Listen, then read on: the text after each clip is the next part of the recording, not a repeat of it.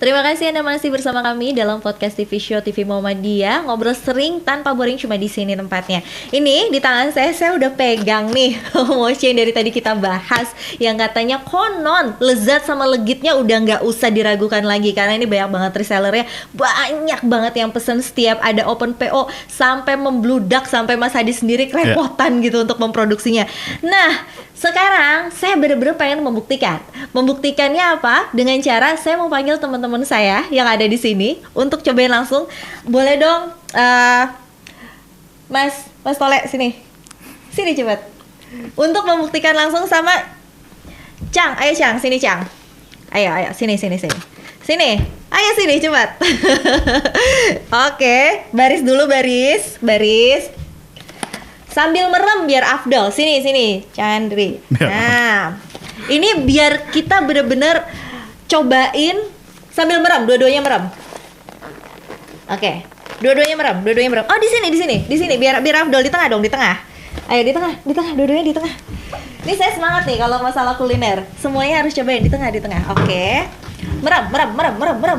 Jangan ngintip. Oke.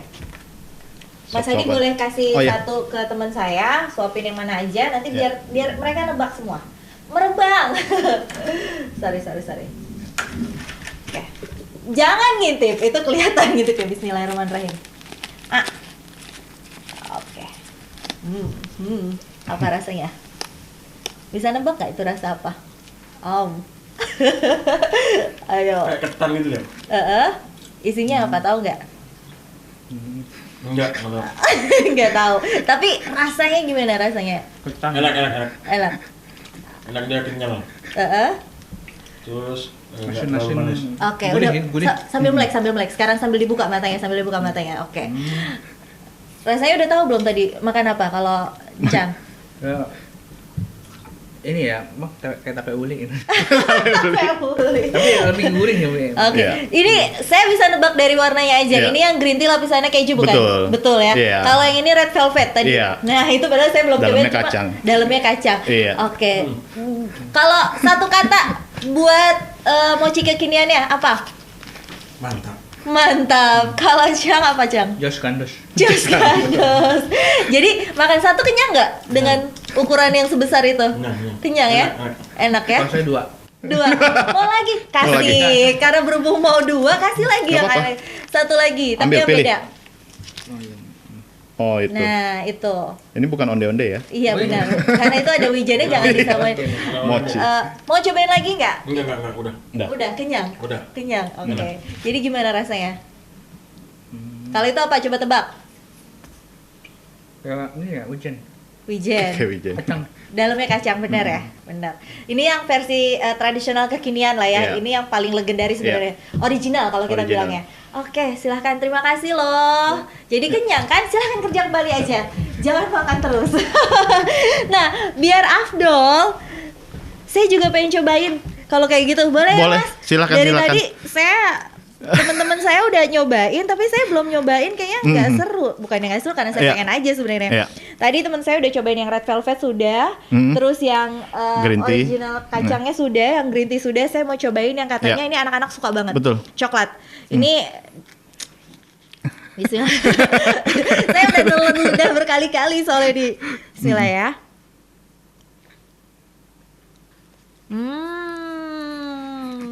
Waduh. Ya. Saya tahu kenapa anak-anak suka ini. Ini saya ngunyah dulu deh Mas, Mas. Jadi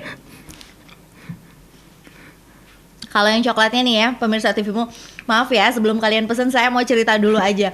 Ini bener-bener yang tadi Mas Hadi bilang, coklatnya kerasa di luar, tapi di dalamnya lebih kerasa lagi. Bayangin deh, biasanya mochi kalau dipadu-padakan sama coklat tuh orang suka bingung gitu. Gimana rasanya? Emang bisa? Ternyata cocok banget. Dan bener, kayak kalau emang dimakan sama anak-anak ya cocok gitu. Karena anak-anak emang pasti suka banget sama coklat kan. Wah, ini 45.000 isinya 12. Ini saya setengah aja kenyang nih, banyak banget. Betul. Oke. Nah, ini kalau ngomongin tentang bisnis mochi kekinian, tadi kan saya sempat mau nanya tuh di segmen 3 tuh. proses produksinya dengan yang tadi katanya pesanan banyak Ya. banget, itu gimana? Berapa lama? Berarti kalau setiap ada pesanan, proses produksinya itu berapa lama, Mas? Untuk persiapan bahannya sendiri kita siapkan itu mulai malam udah kita siapkan sebelumnya ya, malam sebelumnya kita siapkan. Terus kita starting itu jam 4 kita 4 pagi udah mulai. Wow.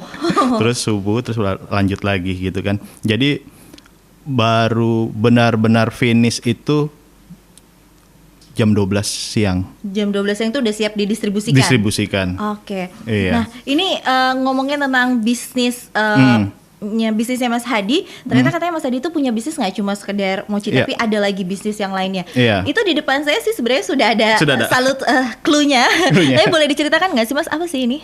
Oh ini, kalau ini memang ini kebetulan namanya teh daun kelor ya. Oke. Iya. Mungkin kalau bagi sebagian orang menganggap teh daun kelor itu sendiri sebagai apa ya, hama. Iya. Kalau ini rontok Benar, gitu ya, benar. jadi bikin kerjaan Betul, gitu ya. betul. Tapi ternyata di era saat ini, khususnya di era pandemi ini menjadi anugerah juga sih. Oke. Karena menurut penelitian ini sebagai obat imun, Oh. iya kan?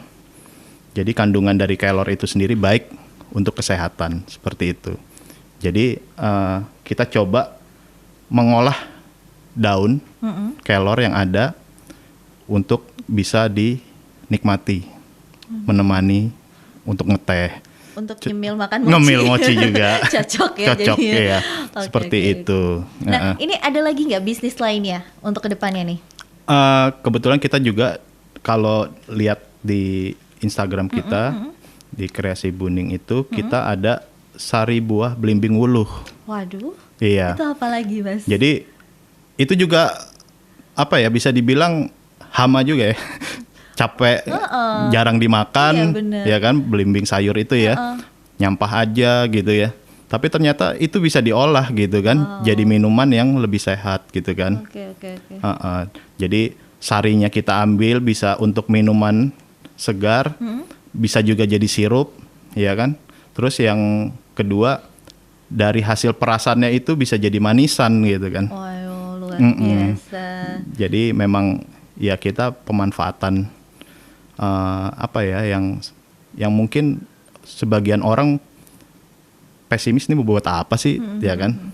Jadi inovasi itu penting gitu, seperti itu. Oke, wah ini ilmunya luar biasa. Nah Mas, terakhir dong Mas, di segmen terakhir kita juga nih tips bisnis kuliner. Bisnis kuliner. Nah, kasih tips dong buat orang-orang yang baru memulai usaha kuliner juga. Oke. Jadi untuk berbisnis kuliner khususnya di era ini saat ini,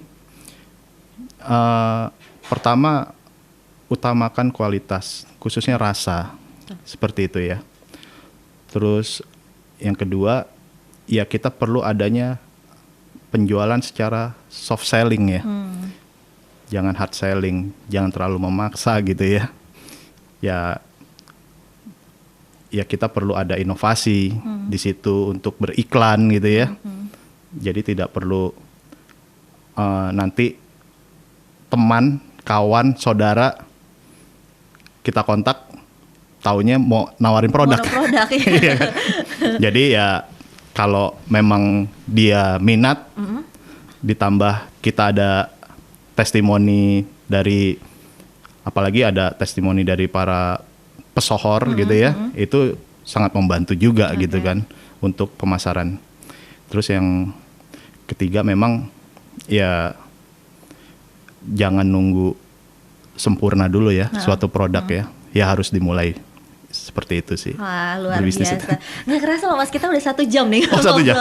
Iya, Mas Hadi terima kasih loh atas segala Sama-sama, ilmunya, Mbak atas Ren. segala tips-tipsnya Iya. juga tadi dan cerita-cerita tentang perjalanan usaha kulinernya Iya. selama 10 tahun ini. Iya. Pemirsa TV-mu nggak kerasa ya, kita udah ngobrol panjang lebar selama 1 jam ini dan semoga apapun yang kita bahas pada hari ini itu bermanfaat bagi nggak cuma saya tapi juga bagi pemirsa di rumah. Nah, yang tadi Mas Hadi bilang seperti yang tadi Mas Hadi bilang kalau misalnya bagi para pemula pelaku bisnis jangan lupa untuk terus konsisten terhadap rasa karena Iya. kualitas itu penting. Iya. Bagaimanapun juga makanan itu sekekinian apapun kalau kualitasnya nggak ada pasti Iya. nggak akan dicari orang Betul. juga.